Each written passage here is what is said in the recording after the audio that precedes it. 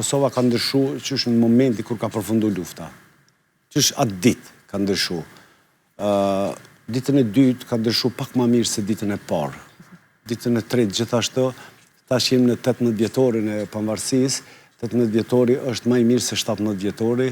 Kështu që Kosova ndryshon për çdo ditë.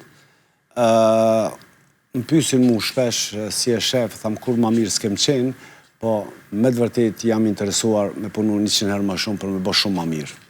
Kështu që kjo është ajona që na forma e të menduarit se si do të mendojmë. Sepse nëse nuk e vlerësojmë të mirat sot, çka do që kemë në kokë s'mujmë arrit asgjë. Do t'i vlerësojmë sot çka kemë, mu falenderu për ato dhe me punu për me bo shumë ma mirë. Kështu që kjo është forma si e shafon Kosovën. Për neve ishte shumë derë që në këtë edicion special të emisionit tonë, pikrisht për nderë të 18 vjetorit pavarësisë Kosovës, t'ju kemi në këtë studio dhe të dëgjojmë pak nga plot përjetimet e çdo dite, çdo minuti që keni kaluar. Të faleminderit shumë për kohën dhe mundësinë që ta bëjmë këtë bashkëbisedim në këtë datë veçantë. Faleminderit shumë, një porosi shumë të shkurt për të rinjt. Mos ka veç keq kuptime.